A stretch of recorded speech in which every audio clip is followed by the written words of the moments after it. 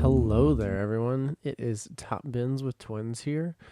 Just checking in to give you all an update on our FPL team. So, Paul, say hi to everyone. How you doing? Hey everybody. We are somewhat, I guess, I wouldn't say thriving or surviving, just somewhere in the middle of that right now with FPL because, I don't know, I think my team in match week 1 performed kind of decently well at times.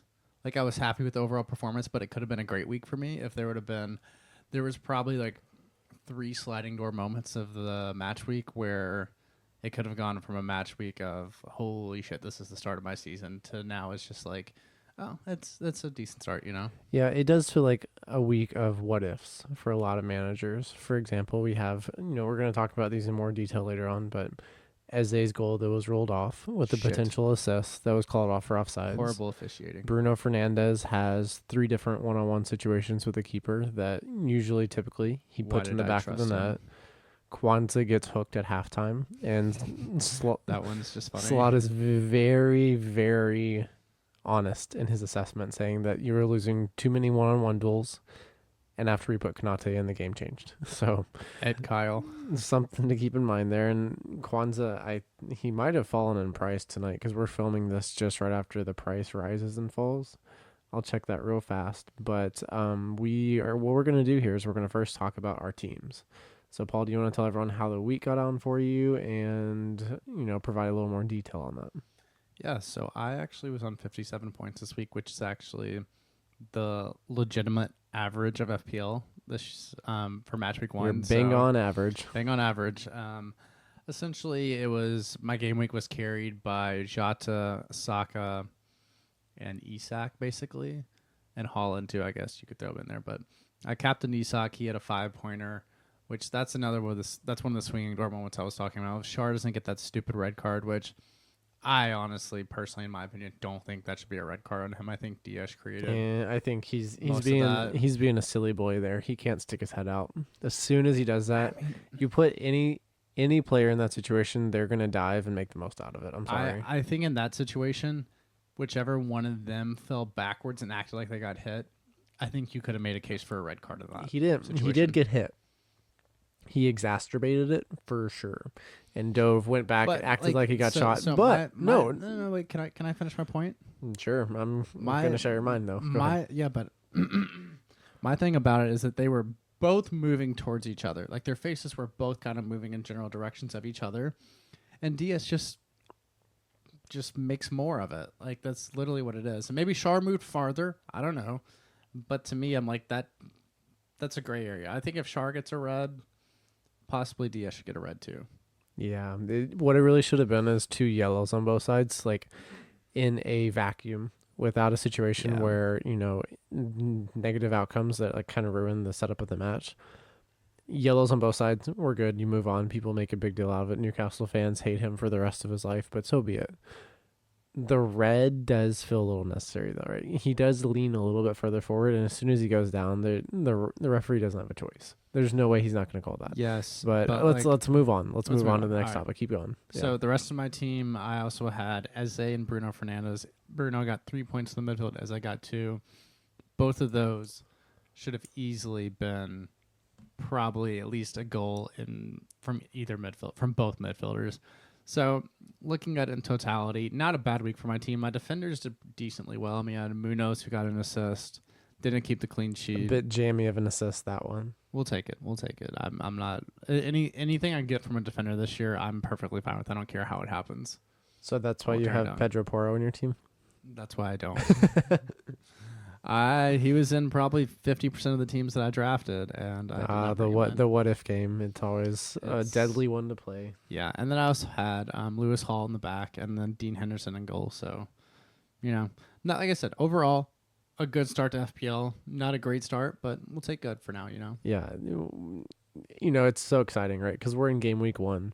It's the very beginning of a very, very long journey. 37 weeks to go. There's a lot of weeks to go. And, as we all know, that's, about 9-10 months of our lives there, right? Mm-hmm. So it's an exciting time. And there's so much time to make up ground. So if you're looking at your overall rank right now and you're worried about it, you're worried about your position in your mini league, don't don't do that because there's so much time to make up ground. Within a couple weeks, there are going to be massive swings. You could currently be sitting at 8.9 million overall, and in 2 weeks you could be 80K overall, right? So don't put too much stock into it. Let's hear about your team, though. Yeah, so my team at the moment, so this for game week 1, I went with the captaincy on Isak, like a lot of people did. And I was happy to get the assist because it felt very fortunate to get that assist in the way the game setup had played out at that point. And then up top, I had Solanke with a 2-pointer, and then Holland with 7 points. Holland looked really good. He looked fresh. He looked strong. And really, I expect for him to have a very good game next week. We'll kind of talk about that a little bit more later on. On top of that, in my midfield, I played a 3-4-3 this week, so 4 midfielders. I had Jota, Morgan Rogers, Eze, and Smith Rowe. I do want to highlight, I brought Foden into my team, and he is sitting the bench for the first game week. He managed to come on, so I was very, happy that he didn't return because I would have been kicking myself if he would have came on, returned. I would have laughed. That would have been pretty bad. But my only midfield return was Jota. But I feel a little unfortunate that Jota and Eze did not return. Both were in really good positions. Returned more than they did. I was going to say, yeah, Jota totally did return. But he had that header at the far post that Trent played in that would have been amazing for my team because that would have locked Trent on 3 bonus. Fortunately, Trent ends up on 2. Salah gets 3. It is what it is. But the extra goal from Jota probably would have put him into 3 bonus, right? Then maybe Trent on 2. You never know how it works out with the new BPS system. But my midfield, I'm still very happy with it, although only 1 returned. I feel like Fulham will be better. They have a good run of fixtures. ESR is someone I loved having. Morgan Rogers, I loved what I saw from him.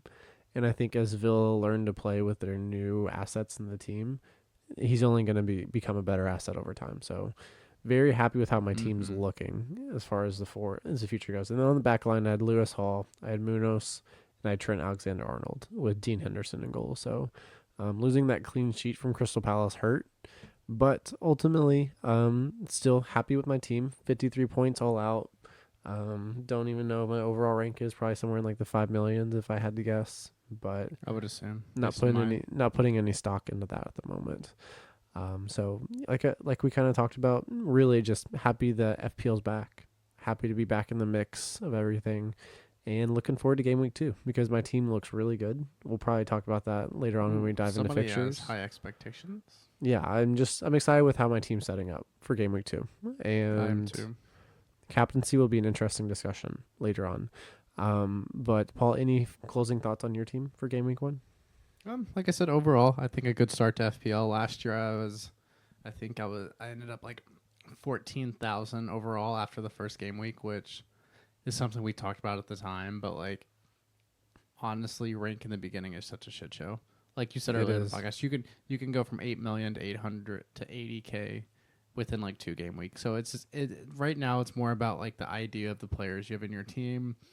And are they going to return over a continued season? So something that I think I talk about a lot on the podcast is, are your players in good positions? And that's something that you can really use from a eye test perspective. So just watching the matches themselves. And you can also use that from a data perspective too, right? I feel like that's one of those where it's really easy to mix.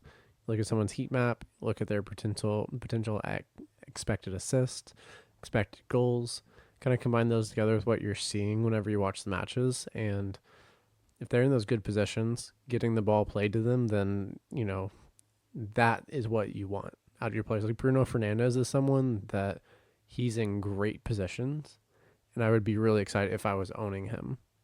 The one thing about Bruno, though, is it feels like he's always near returns. Yeah.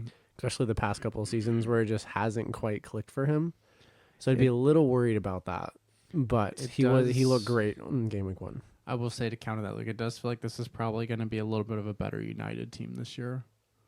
Yeah, they've made good squad additions. They have more additions to their team. It feels like collectively it may be a better unit than they've had before. So I agree. We'll see. I agree, but it could make it easier for Bruno to return. For Manchester United, I think they'll be better, but I still don't think we can reliably say we know exactly what they're going to be week in, week out. And that's where I kind of see the big difference there. Yeah, You know, fair when you enough. compare them to someone like Arsenal or City, where we know what we're going to get pretty much every single week. Oh yeah, absolutely, absolutely. Yeah. But do you have anything you want to add, Luke, before we kind of take a little break and then meet back up? ESOT captainers, I think we were a little unfortunate with that red card. It really kind of dented the hopes of what ESOT could have been for And game week also one. Southampton just looked good too. Yeah, this is a narrative that I don't think is out there very much, right? I've heard a lot of different, you know, consuming various FPL content throughout the week, but a lot of people have been saying that Newcastle were really good in the beginning of that match. I think Southampton were far better, even before the red. I don't know, far better.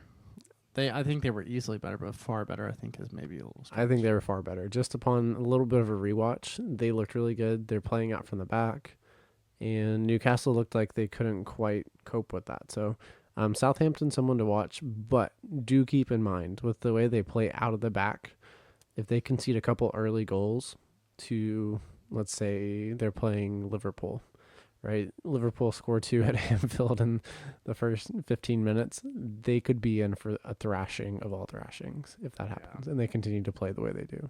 So just keep an eye on that. Southampton could perhaps be a good team to target, but I did like what I saw from them. So, but let's take a little break here, and we're going to come back and then kind of dive into some deeper thoughts on game week 1, and then get you ready for game week 2. All right, let's do it.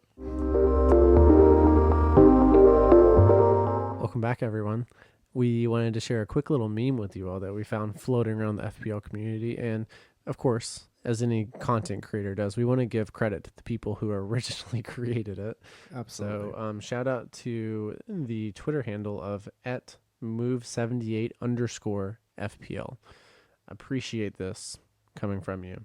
They posted the meme of what was once Voldemort and Harry Potter curled up. I'm sure you've seen it somewhere out there. And then it shows Harry Potter talking to Dumbledore, and he says, "What happened to him?"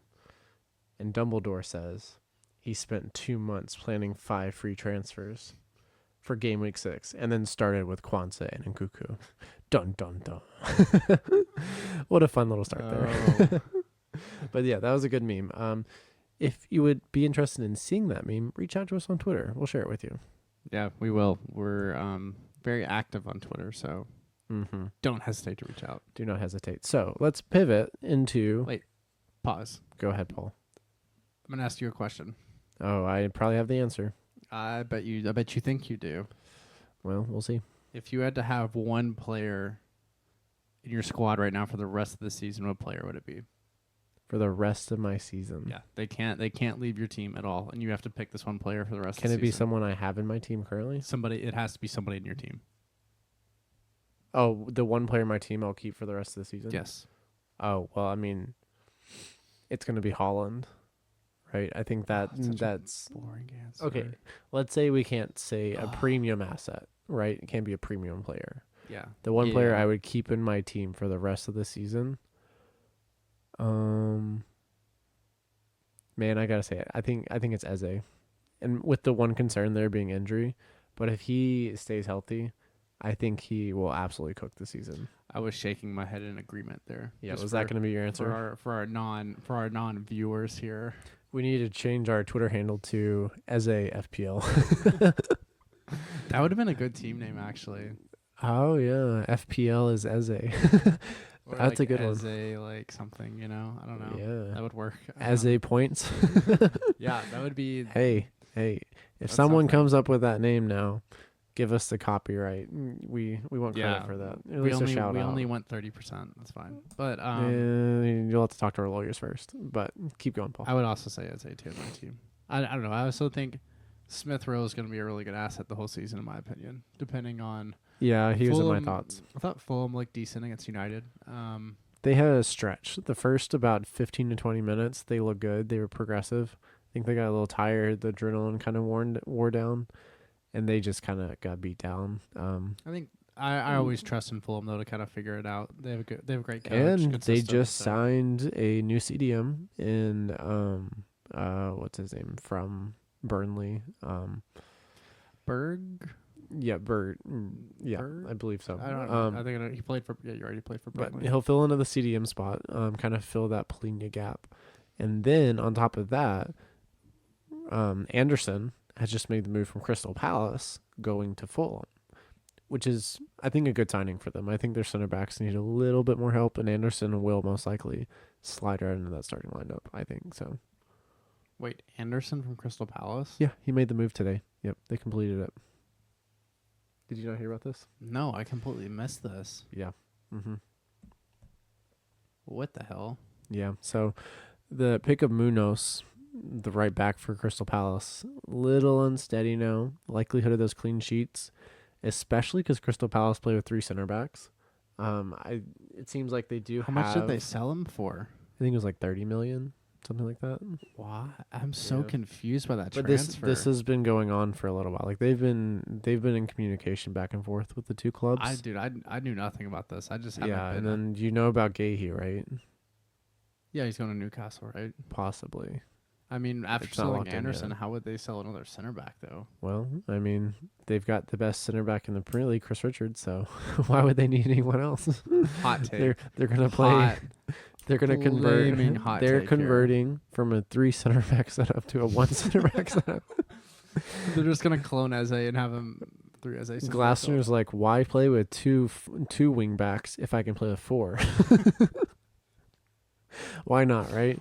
But they are in discussions. What an idea. They are in discussions with, I believe, Benfica, and then there was some other players they were looking at, but they have some potential replacements. They should lined just up. go ahead and buy CCV, and then get Tim Riemann from Charlotte. They should just have a 3 U.S. center back pairing. Yeah, that's not gonna happen, but it's a good idea. Yeah. Okay. So back Crazy, to my mind is blown. But yeah, go ahead. kind of coming back down to reality there. I don't remember what point I was trying to make. I don't know. I kind of don't like reality, so. Well, yeah. Well, for the sake of the podcast, we'll stay on track. Look, I think you were talking about we were talking about the players we'd have in our teams for the remainder of the season. Okay. So let's move But on to kind we'll of go talking on. about a little bit more of a broader review of Game Week 1. Yeah. Someone that I think is going to go under the radar. And okay, here, I'm going to pose this as this. Who do you think had the highest XG from Game Week 1? Was it Bruno Fernandes? It was not Bruno Fernandes. According to the site I'm using. Oh, wait. Another guess. For your context, Bruno Fernandes is sitting 4th on the XG list from understat.com. Ooh, is it With Bruno Fernandes hasn't had an XG of 0.94. Was Chris Wood up there? That chance was so easy. Nope. He's not even on the list. Oh shit. Eze. No. Eze's not on the list? Not on the top 10. Because What? I mean, I guess he had was, very low there were XG shots. opportunities. Wait, let me think. Probably not Havertz. All right, I'm just going to tell you. Yeah, just say it. So, number 1 on the list, and you would never guess this. Oh, Nana. No. Damn it. No, I'm it's just Thomas Suchek. Because he had that high XG opportunity, but he had an XG of 1.82. Didn't convert any goals. Like that's not great. That's an That's pretty outlier, bad. though. That's an outlier. I don't know. I feel like maybe Lopetegui might use his height similar to how Moist did. I don't think he really fully will, but from set pieces, he'll always be a threat. And he does have a good box crashing presence. I just wouldn't use him as that personally.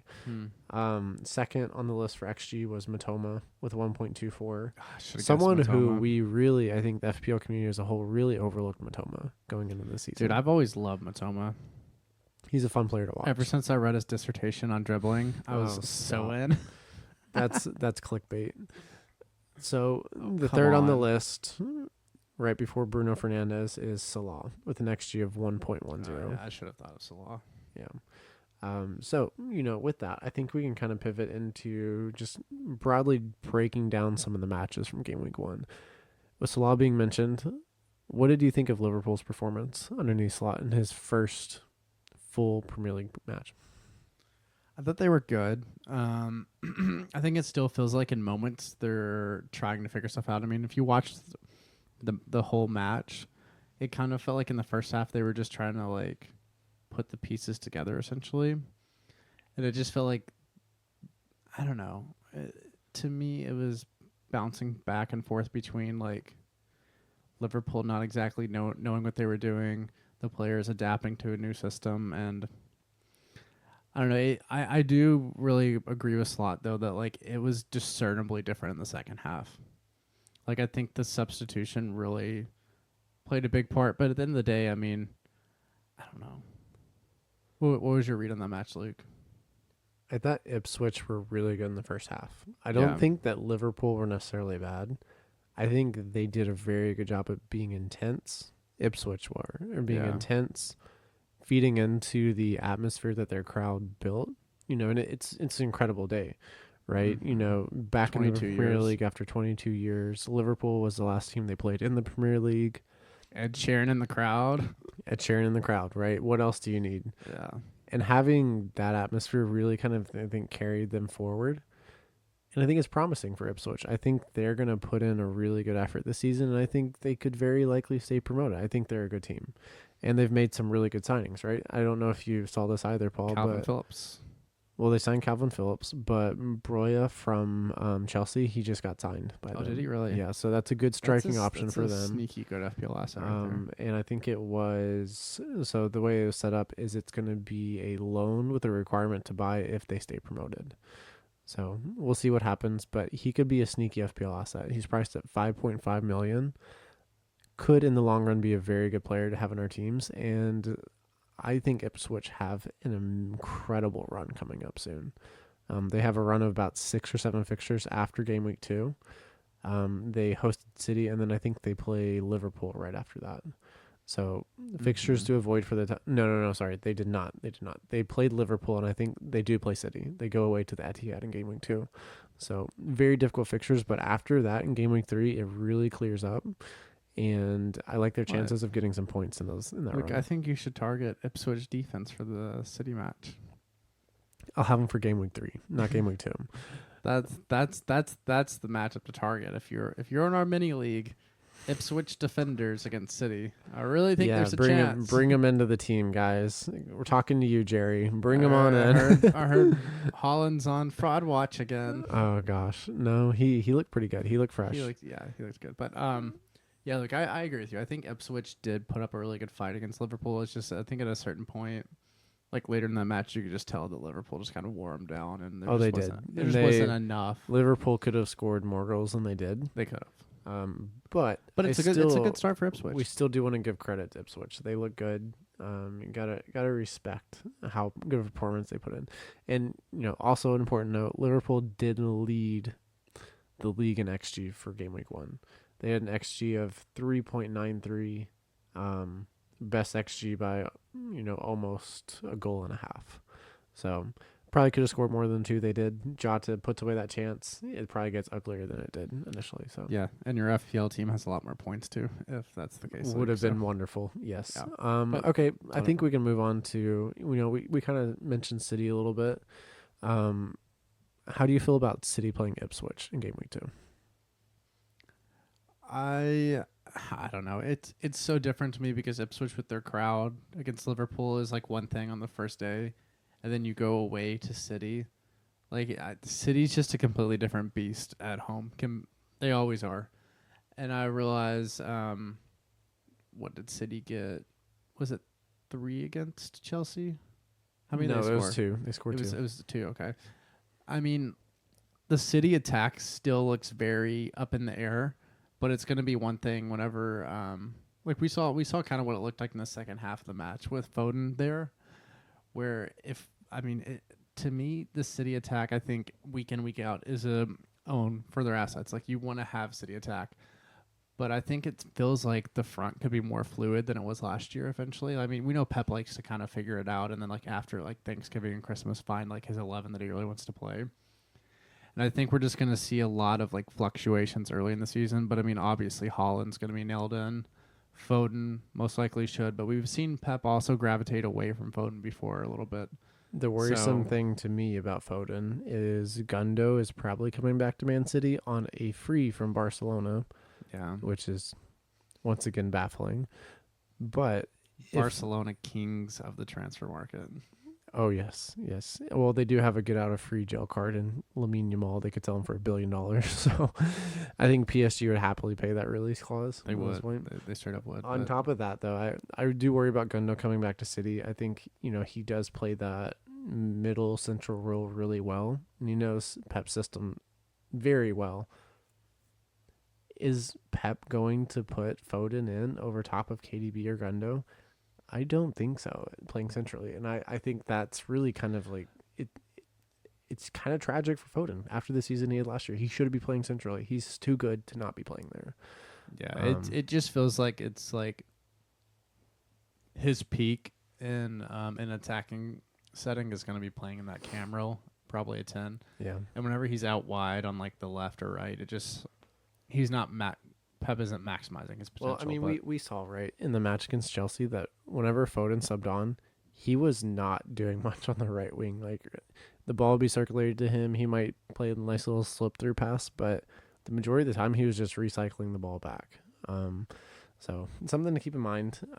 But it does drop his stock as an FPL asset. I don't say that just because he's on your team, Luke. But yeah, no, I'm aware. I'm not too happy about it. But until it's officially signed in, he's once again a City player. I'm not gonna overly stress about it. So yeah. But I don't know. To me, looking at City assets, I think next week could be a great week to captain Haaland. There's a chance. I mean, I saw some discourse on Twitter about triple captaining Haaland going into the Ipswich match, which I don't know about that because, I mean, this Ipswich team, in general, I just think it seems like, I mean, obviously it's 1 week. We've only had 90 minutes or 95, whatever it ended up as for all these teams, but like it feels like the promoted sides are going to be better this year. I think it so. feels like we're not going to have as much of a, they're playing... Who was the really bad one last year? Not Luton, but are you thinking of Sheffield? Yeah. We're not going to have a Sheffield United this year that gets beat 8-0. I mean, it could easily happen, but I don't think it's going to be like week in, week out. You're targeting that one defense. Yeah, I think it's going to be a lot harder to predict the thrashings. There's still going to be some there, right? Because if there's one thing we know, the Premier League does not have respect, right? If a team can go for 8 goals, they're going to do it because ultimately, if you're in the position of Manchester City, Arsenal, Liverpool, other teams that want to compete for the title, you're going to make that effort to score as many goals as you possibly can because that could be the difference in you winning the title or not. So at the end of the day, people are going to be coming with no respect for other teams, and they're going to be trying to be as disrespectful as possible. So just something to keep in mind there. Another team that I think, this will be a good time to bring up the topic. We brushed on it a little bit before, but I was actually pretty impressed from what I saw from Crystal Palace. I thought they looked really good in the first 20 to 30 minutes. It was an odd match. And then that goal gets rolled out for Eze, which, understandably just a refereeing mistake. Not something that should happen, but it happened. You can't change it. As soon as he blows the whistle, that goal, that free kick he takes, there's no shot it's going to count. And like the saddest part to me now, notwithstanding FPL, is it's just such a beautiful goal. Yeah. Like you just don't see that happen very often where like you sneak in a free kick like that and you hit it perfectly to do that. He did. Just right off the post. That was beautiful. That's upsetting. But it is what it is. We move on as FPL managers. But what I am really positive on though is that I thought Palace looked very good. Brentford looked really good too. I'm very happy to see them looking like they have a pep to their step again, because last season I felt like they were just kind of trudging through, right? Yeah, agreed. There was potentially for parts of the season stuff really hung over their heads, I think. Yeah, and it seems like he'll be getting his move pretty soon, probably to the Saudi League most likely. I don't know. Do they let him bet on stuff in the Saudi League? On his own games? No comment on is that. I'm not. Contract? I'm not taking the bait on that. What I also am, very excited about is I thought Munoz, their Crystal Palace's right wing back, I thought he was getting in very good attacking positions. Yeah, that's why we brought him in. And as they continue to move into some good fixtures, I'm just happy to have him in my team. Also, flip side of that game, Brian and Bomo looks like he's going to be a good FPL asset again this year. Yeah. Talking to some people, there were some people that were pretty high on him or going into the season.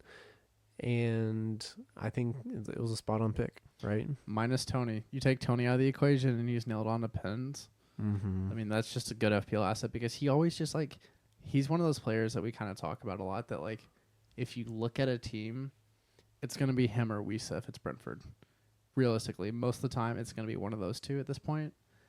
And he's nailed on pins. He scores good goals. He really does. Like he has a knack for just turning up in these spots where he like puts a lot of pressure on defenses in like weird moments. I don't know. I think he's somebody that sneakily is a really good asset to own for as long as Brentford we know he's keep this gonna form up. You know, we know he's gonna be on pins too, right? Like Yeah. that's a major part of it as well. Is that Brentford play a type of their style is very much so based on putting pressure on opposing defenses, being very direct, and that causes defenders to be in tough positions sometimes. So I really think that if a team's going to get a lot of pins, Brentford's one of those up there that I think, over the course of the season, he could have 5, 6, 7 pins, kind of like Cole Palmer last season. That's why Tony had so many pins 2 years ago. Yeah. And I'm pretty sure Kyle had him for that run where he was just like every week I felt like he was having penalty. And we know Tony, he is a machine taking penalties. Yeah. So I don't know. Yeah. I think they could be a good asset, but what game would you like to talk about next, Lucas? I think that is there another one you want to? I thought Brentford Everton was very interesting. It looks like Brentford Everton. No, sorry. Brighton. Okay, just want Brighton and Everton. Two very different sides of the coin, right? When we look at Brighton, it looks like their new manager has them playing incredible football. He comes in playing a little bit different tactically than what you'd expect, with how direct he can be at times and how he uses his center backs is really interesting. But the thing here, though, is it looks like he has Brighton playing very progressive football, with also the potential of them being able to keep clean sheets as well. So it's not exactly like De Zerbi where it always felt like they're going to concede a goal. I think with Brighton, they could be great from a defensive perspective, but also offensively as well. And if you look at the stats, two teams last season that were very leaky and allowed a lot of goals. Brighton and Newcastle. Yes. I knew where you were going with that, Luke. Wait. No. Okay. So, no. Actually, sorry. Brighton is right, but Liverpool was the team I was thinking of. Liverpool conceded an XG of 0.34 and Brighton 0.41. So, whenever we look at that, that's something to keep in mind there because, once again, still very early on in the season, so statistics are kind of hard to analyze because we don't have very much of a sample size. It could be down to a really good fixture to start out the season. 2 games with red cards this week. There's just odd. There's a lot up in the air with trying to really dig into the numbers and figure out coming up with a statistical analysis is very difficult. But I do think it's promising the way that Brighton do set up their team, where they're going to be a lot more solid than they were under De Zerbi, and it just feels like it's a new lease of life for them as a club because I don't know what was going on at Brighton when De Zerbi was there, but it feels like there was a lot more going on behind the scenes that we know about. I think it was just kind of time for him to be done. With the way that there was a mutual parting of ways, and it just feels like there could be an athletic piece written on that at some point, and we'd figure out a lot more. I feel like probably so. Yeah. At some point in time. But I mean, it is good to see Brighton, like, especially Matoma. Like, he felt like he was like back in this match, And he burst on the scene 2 years ago, I think. Mm-hmm. And just like, I don't know, Matoma's just one of those players. It's like we were actually talking about this the other day with one of our roommates, Savannah, and we were talking about like the players we enjoy most watching in the Premier League.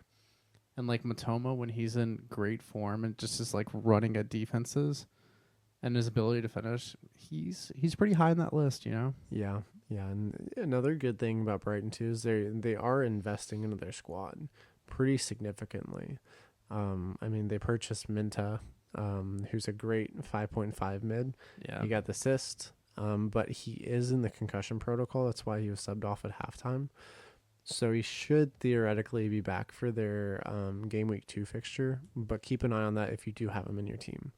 I will say though, Minta looked like he was great value for the 30 million pounds they paid. He looked really good when he went on loan from Newcastle to Feyenoord. I believe I'm saying that right. Yeah, I think Feyenoord's correct. Feyenoord, I think that's how you say it. So he went on loan there, looked really good last season, and then Newcastle had to sell him this season for PSR roles. And now Brighton have an incredible player on their hands, I believe. I think he's going to be one for the future and really, really just looks, if he can stay healthy, he has got so much talent. You know the GTA meme of the guy walking away where he's like, "Oh fuck, here we go again." Yeah. That's literally Brighton. Every time they sign somebody, it's like, literally, I don't know, if you're a club and Brighton knocks on your door and they say, "Hey, we want to buy this player," I would be like, "No." Like, obviously we have gold sitting, like why would we sell this player, you know? Like, Yeah, it's just you should know if Brighton come knocking at your door. Yeah, beware. Buyer beware. Seller beware. Buy Gio Reyna. Buy him. Do it, please. Well, please. We won't go down that rabbit hole. Another asset of theirs I think is interesting is they signed Giorgiano Ruter at 5.5 million. Former Leeds man. He later on in the season, I don't think he's going to be starting initially. No, I don't know. It seems like they're pretty set on their front four at the time for the time being, but at 5.5 million price in FPL, he could be a great asset to have in the long run. So something to keep an eye on. I don't know, Luke. Go ahead. I think he's always struggled with his end product. 5.5 million though. I mean, 5.5, but I mean, you have other 5.5 midfielders out there too. I know. I mean, he's someone to keep an eye on, is what I'm saying. Yeah. Eventually, maybe. Who knows? Well, Paul, are there any other thoughts you have on the games from game week 1? I don't know. I think I'm very upset I didn't bring Kai Havertz in to start the year. Yeah. Not to just completely derail the podcast and bring up Arsenal. It's pretty typical, but like, I don't know. He was my favorite transfer last year, favorite transfer ever in FPL, and he was in probably like 90% of my teams before the season, and just kind of got caught up in the Solanke stuff, which is fine. Like I said at the beginning of the podcast, I'm perfectly fine with my team right now, but that would have been a great way to start the season to have both Saka and Havertz. So, yeah, no, I agree. Havertz was someone who was kind of in my mind, and then whenever Solanke made the move, the front three of Haaland, Solanke, and then Isak just seemed like it was, it made so much sense, and it probably will in the long run. I think those three could easily be the highest scoring forwards in the game by the end of the season. I agree with you. And it wouldn't surprise me. But I think Havertz is in that discussion of being a top 3 scoring forward for the season. So yeah. And he, like you were saying, he looked really good. Saka looked great. Saka looked very good. I do worry about their upcoming fixtures. They have Villa away. Tough. Villa away, which is going to be really difficult. Game week 3, I think, is easier. And then they have City and Tottenham right after that. So tough run for Arsenal. It's Brighton. Okay. Yeah. So tough run for Arsenal. That is why, and I'm sure you're probably thinking this at this point, but I left any Arsenal players out of my team. I just purely did that because of their really difficult run to start out the season. And over the course of 5 game weeks, I could, ultimately be right in that decision. But after following game week 1, that's one of the biggest reasons why I'm on 53 points is because I didn't go with an Arsenal asset. And, probably 80% of the game have an Arsenal asset. Yeah. But I mean, that's part of it, Luke. I mean, I think being the worst thing you can do out of match week 1 is be a prisoner of the moment. Yeah, exactly. Worst thing you can do. The best thing you can do, right? Believe in your team. Trust that you made the decisions you did for a reason, and let those reasons play out over time. That's the best thing we can do. I think we are getting near the end of the podcast here, Paul. So before we close it out, Do you have any thoughts going into game week 2 that could be beneficial for the listeners out there? Let me pull up the fixtures. But overarching going into match week 2, I think that the big thing is making rash transfers or not. Is not making rash transfers. Yeah, is not. Okay. Don't make rash transfers is what I'm saying. And there's a process, of letting your team kind of develop that you trust in the beginning of the season. And it's so hard to read 1 week of fixtures. Look at Newcastle. They get 1 red card. Everything kind of goes to derails. I still think Isak's a great asset. He's not going anywhere in my team. He's staying put. Mm-hmm. And it just I think we need at least 4 or 5 weeks under our belts to really discern what these teams are going to be.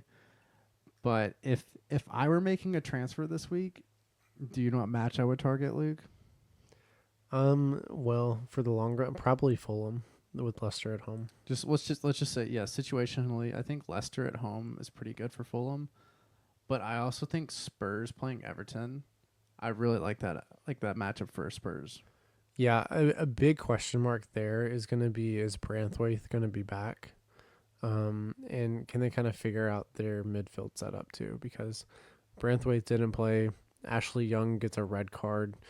One of my most disliked players in the Premier League after the way he conceded some goals last season. Really.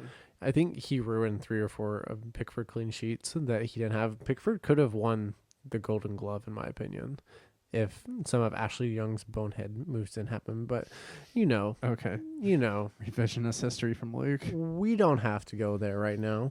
What we can do, though, is I really think that another good fixture to target, too, is going to be Liverpool at home. They're hosting Brentford. Brentford look good, but I think the attacking assets for Liverpool could be very, very much so prime for big returns. And that's one of my big takeaways from the first game week that I wrote down here in my notes. I think it's time to double down on Jota. And I think he is very much so a captaincy option now, because he had I think he was in the best positions. And he's someone who, with the way Liverpool are playing, Luis Diaz, Salah, and Jota all had great numbers. But Jota's going to be in those positions where he is we saw this so many times in their match against Ipswich. Whenever Liverpool are breaking and they were creating semi-automated transitions incredibly well, where you have a winger running down the side of the pitch, Jota's 1 pass away from a tap-in. And there were probably 6 or 7 different times where if the right ball was played, he could just tap it in. I really think that he is going to just go off one of these games where he could end up with 2, 3, maybe 4 goals. I just really, really believe that as long as he stays healthy, he could absolutely explode in the next couple of weeks. Yeah, I agree with you completely. I think it's a high upside short term, but long term, I think there's still question marks around him because they just, in a team like that, Liverpool just have so many attacking options. But here's the thing, right? The other prime candidate for playing number 9, being their forward, is probably Darwin Nunez, right? Nunez didn't even sub on. Yeah, I mean it's very true, but I do think it's a situation also where if we have 2 matches of Jota starting, that was a weird sentence, but got an accent there. Yeah, if we have 2 matches of Jota not starting, or of the Liverpool's attack not clicking or fluidly playing together, I think you see a sub pretty quickly.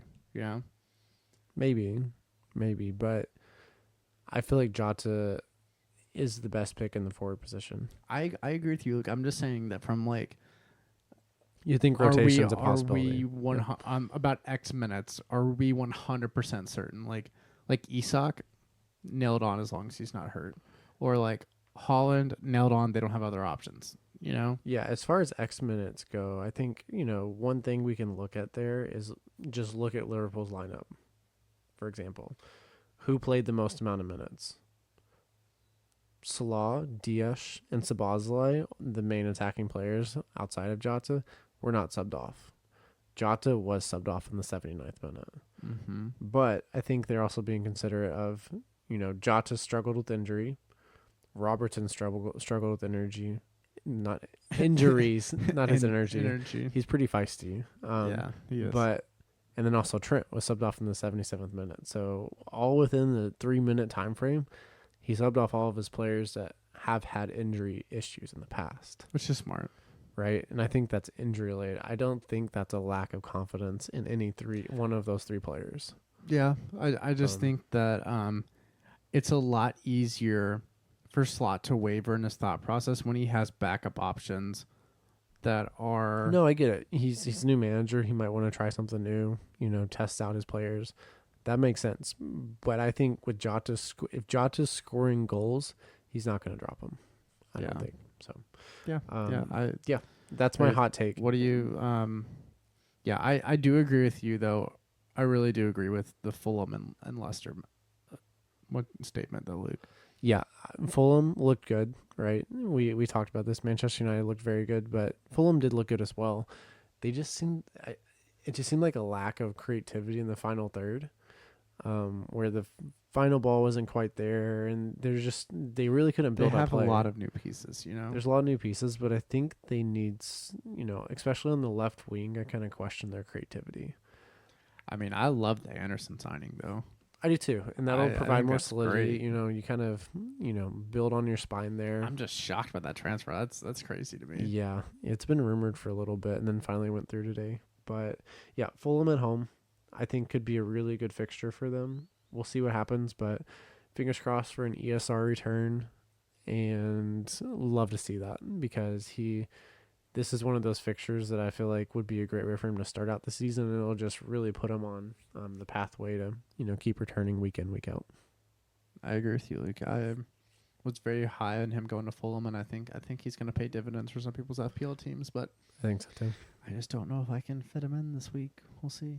Oh, as in playing him in your team? Yeah, he'll probably be on my bench, but it's a good thing I planned ahead for what I wanted my team to look like because one of my players, Morgan Rogers, is playing Arsenal, so it's a good thing he's going to be on my bench this week. But there you go. I thought you were going to go a different way with that, Luke. No. I think Villa will get a goal. I just don't feel highly positive that I feel great about it being Rogers in that position. Yeah, because I feel like Arsenal will concede, but I don't know how it's going to happen. So we'll see what happens there. But any other fixtures that are standing out, I would say Crystal Palace at home to West Ham, I think would be pretty good. I think Crystal Palace could return and, they'll be a little upset with how game week 1 went out. So, and I think we can expect to see Mateta playing more than just 45 minutes as well. And that will be pretty key for the cohesive structure of their team. Yeah, it would be interesting, too, to see how United and Brighton plays out. Because that's typically a fixture that Brighton, the last couple of years, have dominated United. I have another hot take. Let's hear it. I think Brighton are going to win that match by 2 goals at least. We'll see. I actually, in my notes, I wrote down 3, but I kind of just, chickened out a little bit. I put it down to 2. You gotta say it with your chest. It's okay. I'll go with 2 for the podcast, but my notes say 3. You just said it anyways. Oh, well. What do you think? Do you think that's a crazy take, Paul? No, I don't. I think, I don't know. I think we've just seen this with Ten Hag. I know as a Bruno owner, I think United I think they have more pieces this year, and I think there's more things for him to do tactically with the players he has now. But I just think we're just seeing that there's a certain ceiling to this United squad until they really change things, either a manager, get in a whole new wave of players. It's just kind of be what it is. Well, that's what they're doing. They've got a new wave of players, but I think it's going to take a while to integrate and really get them up to speed. I think they're relying too much on the old guard that they have right now. Yeah, agreed. And I mean that'll probably change as the season develops, most likely. But my final hot take. I've got a lot of hot takes here. I'm falling asleep. My final hot take here is I think that Southampton are going to beat Nottingham Forest pretty thoroughly in game week 2. Southampton, you would love that, wouldn't you? Southampton looked really good against Newcastle, right? We already talked about that. Mm-hmm. Forest did not look very good, and they were the better of the teams. Chris Wood when they played Bournemouth. Forest were better. They were at home. We know they're a lot better at the City Ground, but Southampton looked really good. Mm-hmm. And I think that, At St. James Park. yeah, albeit with a red, but still, they look I good mean, even before that. But easily one of the hardest places to play in I think that they in could the world right now. I would predict them beating Forest 2-0, 3-1, something like that. Mm-hmm. So that's my prediction for the week. Yeah, I like all your predictions for this week, Luke. I think they'll probably play out exactly as you expected. Yeah, and then I'll get into betting, and then it'll be really bad. But I'm not going to do You're that. not going so. to. That's Yep. a very slippery slope there. It is. It is. It very much so is. Okay, well, I think that's going to do it for us You on just the podcast. You just did a complete 360 right there. Okay, well, Do you have any final thoughts for the listeners out there, Paul? And by the way, if you've made it to this part of the podcast, thank you for doing that. We appreciate you. Yeah, absolutely. But I think kind of just what I said earlier, being a prisoner of the moment is the worst thing you could do right now as an FPL manager. Considering that you made your team with the legitimate thought process behind it. You know, even if you didn't, making rash transfers at this point in time is just not the best call. Let things play out a little bit. We have up to 5 transfers we can build up. Give yourself time to reset. Find out the actual layout of the Premier League essentially 3 or 4 weeks in, and then you have more of a defined idea about where to go and which teams you want to gravitate towards, you know? I completely agree with that. And to kind of add on to that as well, Paul, I think I don't hate the idea of wildcarding early this season if you really don't like your team. My advice for that though would be to get through the first 3 game weeks, right? At that point, if you don't make any transfers, you have 3 free transfers. Go ahead and wildcard into game week 4 if you absolutely hate your team, if there's a lot of injuries, if you just feel like you're not in a good situation. Then you're going into game week 5 with 3 free transfers, a newly wildcarded team, and you're ready to go, right? Like if you need to change things up, go for it. Because with the 5 free transfers, if you can get to 5, you can pretty much change anything in your team easily without taking a points hit. Yeah. So I think wildcards have been decreased in their ultimate value a little bit, and that's why I'm okay with playing it pretty early. I think it's a very viable strategy. Yeah, I think it works. I just always like kind of having that in my back pocket a little farther on. You know? But times have changed. I think times have changed. Yeah. Well, you're right. Thank you all for joining us for this podcast. We are about to call it a close. Real quick note though, Kwanzaa did drop in price though. So if you didn't get him out of your team yet and you're hearing this, it's a little late. Your team value is now at 99.9. Sorry to break it to you. Well, hopefully you transfer it out before that because that's just unfortunate. But thank you all for joining us for the podcast, and we really look forward to getting back with you all sometime soon. Spending 37 more weeks together. Yeah, we can't wait. It's going to be a long season, but it'll be a lot of fun. All right, everybody. We'll talk to you soon. Thanks.